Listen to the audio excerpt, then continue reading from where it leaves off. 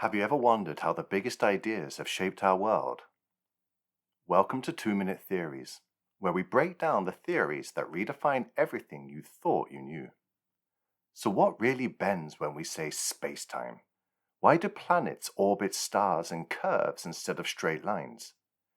Today, we're diving into one of the most mind-blowing ideas in modern science, Einstein's theory of general relativity. Before Einstein, Isaac Newton's laws dominated our understanding of gravity.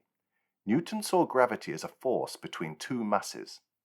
But Einstein had a revolutionary idea. Gravity isn't a force at all. Instead, it's the effect of massive objects bending space and time around them, creating what we now call space-time curvature.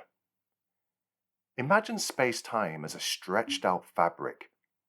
When a massive object, like Earth, sits on that fabric, it causes a dip. Smaller objects, like satellites or even light, move along the curves of this dip, and that's what we experience as gravity.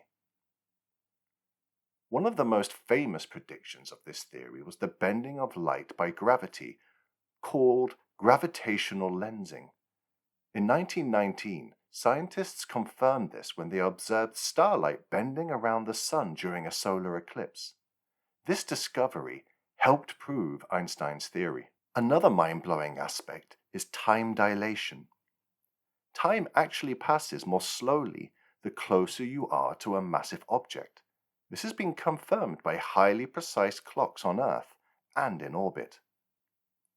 Einstein's theory completely changed how we understand the universe. From black holes to the expansion of space, it remains one of the pillars of modern physics. So thanks for watching 2-Minute Theories, and don't forget to subscribe for more bite-sized knowledge.